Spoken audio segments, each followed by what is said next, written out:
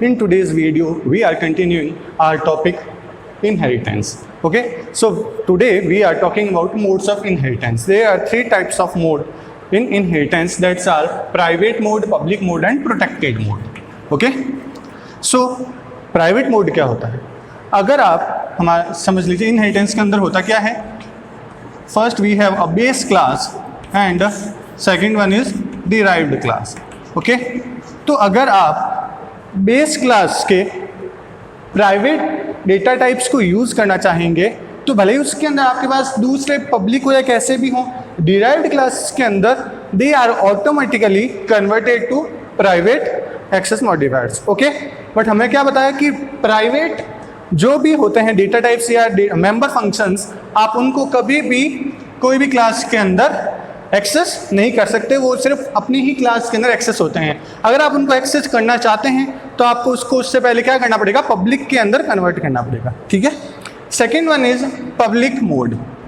In public mode if you want to access the base class data members and member functions, then they are used as a public in derived also.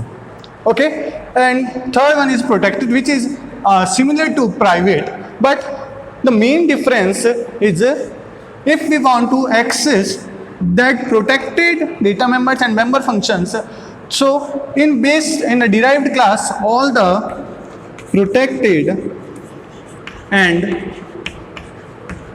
public member functions are converted to protected data members. Okay, ये इन तीनों में difference होता है. ठीक है, चलिए अब हम बात करते हैं types of inheritance.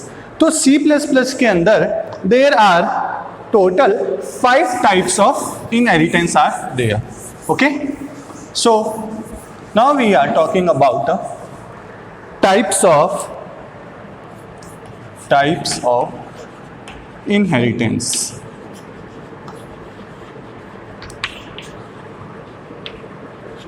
So first type is single inheritance.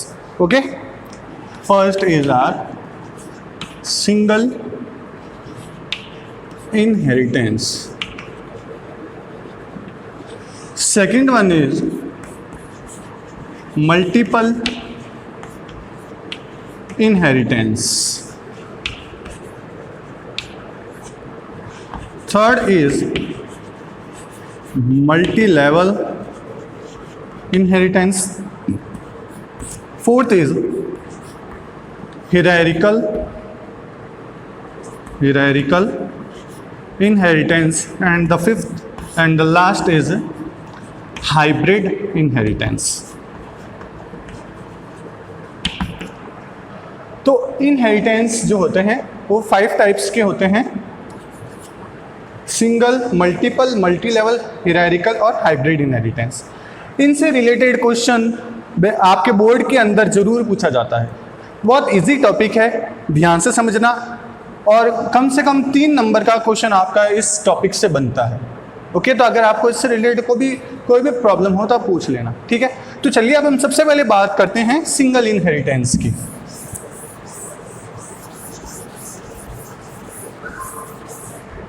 सबसे पहला हमारे पास क्या है, फर्स्ट इज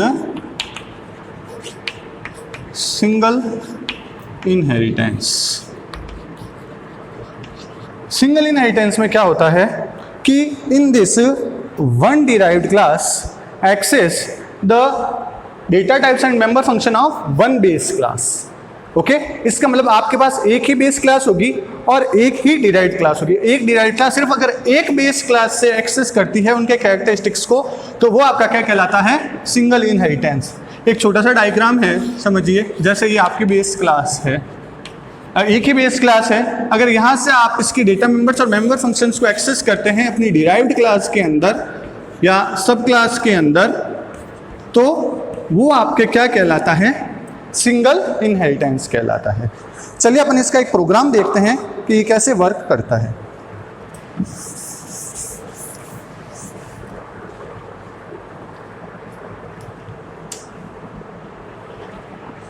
सबसे पहले कोई भी प्रोग्राम बनाना है, हमें क्या करना पड़ेगा, हेडर फाइल्स इंक्लूड करनी है.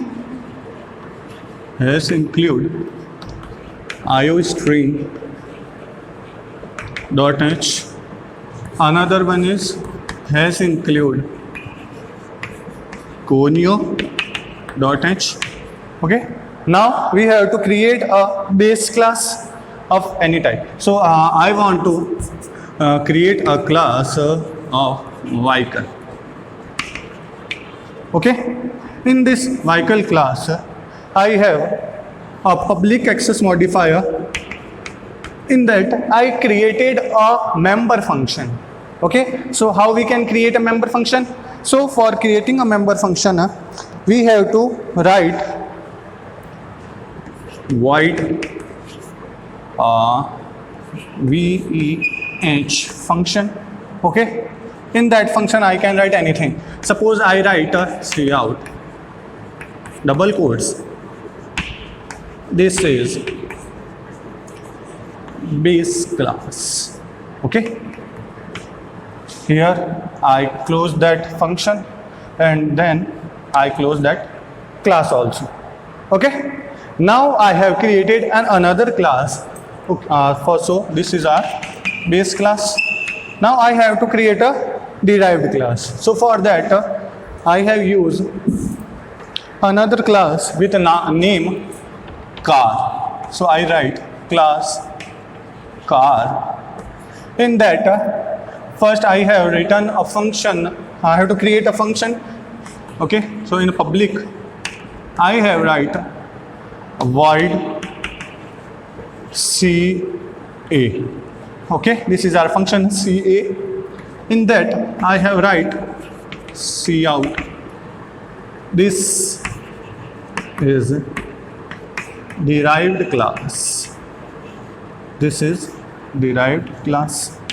Okay, this is I close my function and then I close that car. Okay, this is I have two different classes that are first is a vehicle, second is car. So now what I want to do, I want to access this VEH function in this class car. So if we want to do that, what we have to do?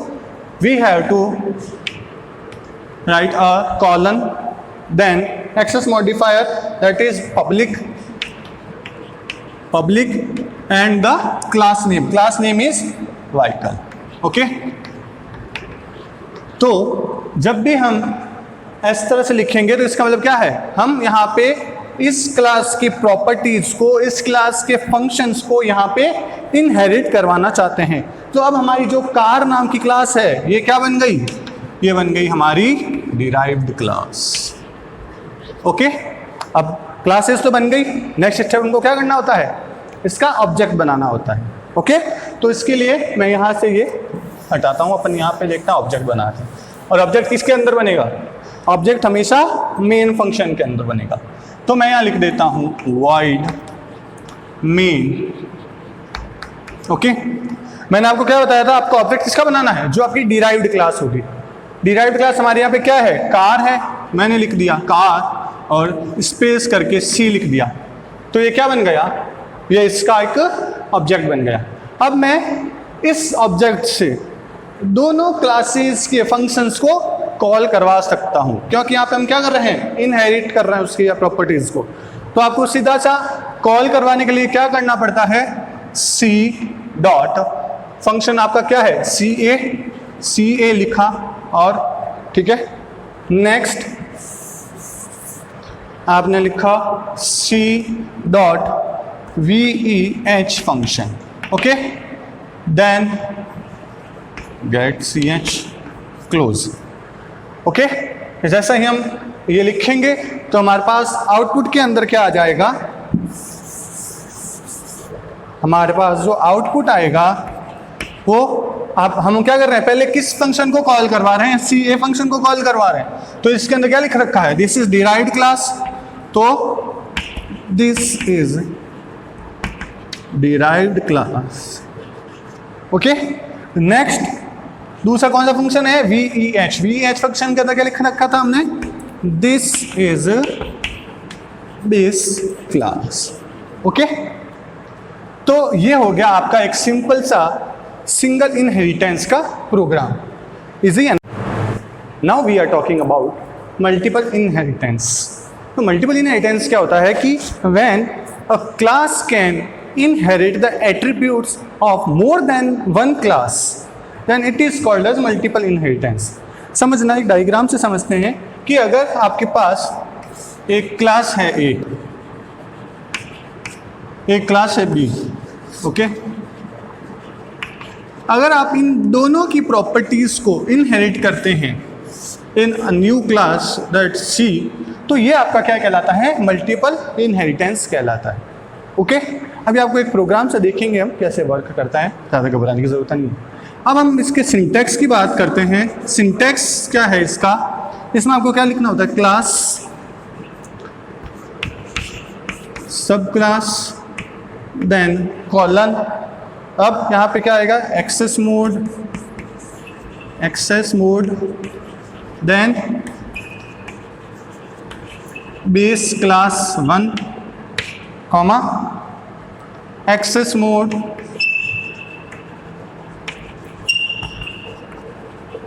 Base class 2। In that body of statement, जो भी आप लिखना चाहते हैं।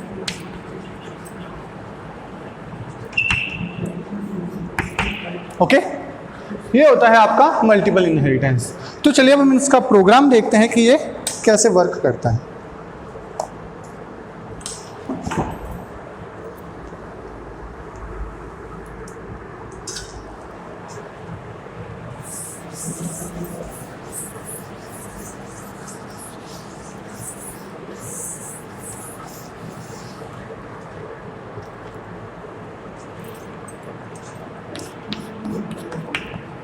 ये दो header files तो आपको हमेशा इंक्लूड करनी ही है। iostream.h and the second one is sinclude conio.h। Okay, अब यहाँ पे हम क्या करते हैं? एक क्लास बनाते हैं। जैसे मैंने एक क्लास बना दी ए नाम की, ठीक है। इसके अंदर पब्लिक के अंदर मैंने क्या करा? एक फंक्शन बनाया गेट एक्स नाम का।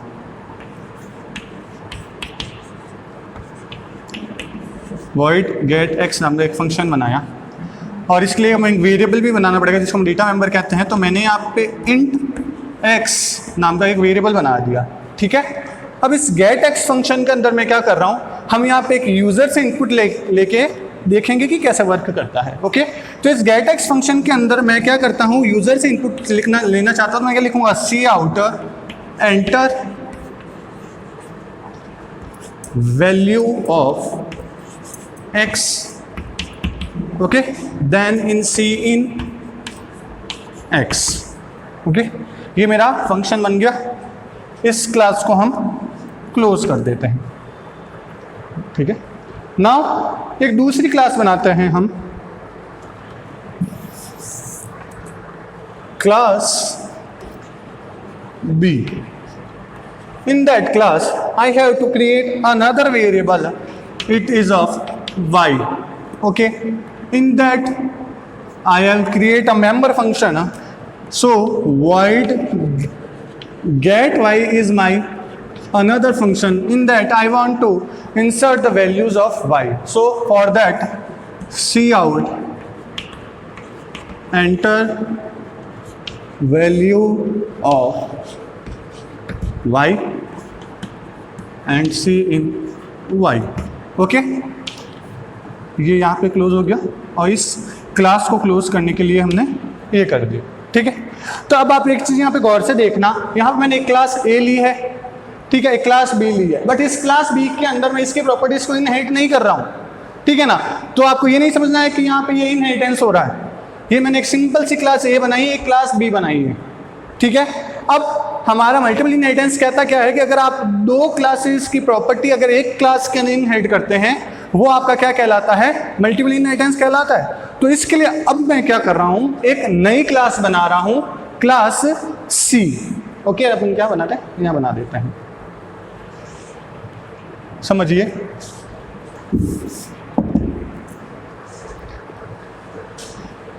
Class C. ओके, इस क्लास सी के अंदर मेरे को क्या करना है कि ये जो इंट y वाला फंक्शन है ना, मैं इसको भी एक्सेस करवाना चाहता हूँ, और इस इंट x वाले जो वेरिएबल बना है इसको भी एक्सेस करवाना चाहता हूँ। ओके, तो उसके लिए हमें क्या लिखना पड़ेगा, क्लास सी, मैंने आपको सिंटैक्स क्या बताया था, पब्लिक ए कॉमा पब्लिक बी। ठीक है, हम अगर ऐसा लिखेंगे तो हम क्या करेंगे, ए और बी क्लासेस को एक्सेस कर सकते हैं। ठीक है ना, चलिए अब आगे इसमें आपको क्या करना है, इस क्लास के अंदर हम क्या करना चाहते हैं कि इन दोनों जो x और y आया है इसकी वैल्यूज़ को प्रिंट करवाना चाहते हैं। तो उसके लिए अब इस क्लास के अंदर मैंने एक नया फंक्शन बनाया void sum नाम का। ओके, तो अब इस सम के अंदर x और y की वैल्यू प्रिंट करवाना था, तो इसका मतलब क्या है, मेरे को एक सम नाम का वेरिएबल भी तो बनाना पड़ेगा। तो यहाँ पे हम क्या करते हैं, इंटीजर सम करके एक वेरिएबल भी बना देते हैं। ठीक है, इस सम के अंदर मैं क्या लिख देता हूँ, sum is equals to x plus Y. Okay, और अब इस सम की वैल्यू मेरे को प्रिंट करवानी है, तो सी आउट के अंदर हम क्या लिख देंगे, sum of x and y is, और ये सम की वैल्यू। ठीक है, अब इसको क्लोज कर देते हैं। तो इस क्लास को आप गौर से समझना, यहाँ पे हमने क्या करा, क्लास सी बनाई, तो यहाँ पे अब जो आपकी क्लास सी है वो क्या है, वो है आपकी डिराइव्ड क्लास। ओके, और क्लास बी और क्लास ए जो है ये दोनों आपके क्या कहलाएंगी, बेस क्लासेस। ओके, तो हमने इस क्लास के अंदर क्या करा, पब्लिक ए और पब्लिक बी लिखा। तो इसका मतलब अब क्लास सी के पास एक्सेस है कि वो जो पब्लिक ए, मतलब ए क्लास के अंदर जो भी डेटा मेंबर्स या मेंबर फंक्शंस हैं, और बी क्लास के अंदर जितने भी डेटा मेंबर्स और मेंबर फंक्शंस हैं उनको सी के अंदर एक्सेस कर सकता है। ठीक है ना, अब मैंने यहाँ पे एक ऑपरेशन परफॉर्म करवा रहा हूँ, दो नंबर को ऐड करने का, जैसे सम का नॉर्मल प्रोग्राम बना रहे हैं अपन यहाँ पे। तो उसके लिए हमने क्या करा, अब इसके अंदर मेरे को वापस एक्स और वाई लिखने की जरूरत नहीं है, क्योंकि हमने क्या करा, एक्स और वाई तो इन दोनों क्लासेस से इनहेरिट कर लिया है। तो यहाँ पे मैंने सिर्फ एक फंक्शन बनाया, एक ही डेटा मेंबर बनाया सम नाम का। ठीक है ना, और उस सम फंक्शन के अंदर मैंने दोनों की वैल्यूज ऐड करवा ली। ठीक है, तो अब हमारे पास क्लासेस बन चुकी हैं। अब नेक्स्ट हमें क्या करना है, इस क्लासेस का एक ऑब्जेक्ट बनाना है। ऑब्जेक्ट कहाँ बनता है, मेन फंक्शन के अंदर बनता है। तो वापस हम क्या करेंगे, मेन फंक्शन लिखेंगे। अब यहां पे मैंने लिखा void main। सबसे पहले ऑब्जेक्ट किसका बनेगा, जो डिराइव्ड क्लास होगी। डिराइव्ड क्लास क्या है मेरी, सी लिख के मैं लिख देता हूं obj। ठीक है, तो ये मेरा क्या बन गया, अब ऑब्जेक्ट बन गया। अब मेरे को क्या करना है, इन फंक्शंस को एक्सेस करना है ना। तो सबसे पहले आप क्या लिखोगे, obj डॉट फंक्शन क्या था हमारा, गेट x, फंक्शन था गेट x। तो सबसे पहले हम क्या लिखेंगे, obj dot gate x function लिखेंगे। ऐसा करने से क्या होगा, जो क्लास ए के अंदर x फंक्शन है उसके अंदर जाएगा, वो उसके अंदर क्या लिखा हुआ था, सी आउट के अंदर एंटर वैल्यू ऑफ x लिखा हुआ था, x लिख देगा और आपसे यूजर से इनपुट मांगेगा। ठीक है, then next is obj dot get y function. Get Y function को कॉल करेगा, इसके अंदर जो ऑपरेशन हमने परफॉर्म करवाया है वो कर देगा। नेक्स्ट हमने इस क्लास के अंदर क्या बनाया, सम फंक्शन बनाया है। तो अब मैं एक तीसरी बारी क्या लिखूंगा, obj डॉट सम। अब यहाँ पे सम फंक्शन को भी मैंने कॉल करवा दिया। ठीक है, then get cs to hold our screen and we have close that program here. Okay, तब आप जब कंट्रोल F9 और ऑल्ट F9 दबाएंगे, अगर आप कोई भी एरर नहीं होगी तो आपके पास जो आउटपुट आएगा वो किस तरह से आएगा। सबसे पहले हम क्या कर रहे हैं, x फंक्शन को कॉल करवा रहे हैं, तो उसके अंदर सी आउट के अंदर क्या लिखा हुआ था, एंटर वैल्यू ऑफ x। तो आपके पास ऐसे लिखा हुआ आएगा एंटर वैल्यू ऑफ x। फिर हमने सी इन लिखा था, इसका मतलब हम यूजर से इनपुट ले रहे हैं, तो हम यहाँ पे लिख देते हैं जैसे 50। ओके, देन नेक्स्ट क्या हो रहा था, गेट y फंक्शन कॉल हो रहा है, तो इसका अंदर क्या लिखा हुआ आएगा, एंटर वैल्यू ऑफ y। यहाँ पे आप लिख देना, कुछ भी लिख सकते हैं ना, 50। ठीक है, मैंने 50 एंटर करवाया। चलिए नेक्स्ट हमारा क्या है, सम फंक्शन। तो सम फंक्शन को कॉल करेगा, मतलब इस फंक्शन को कॉल करेगा।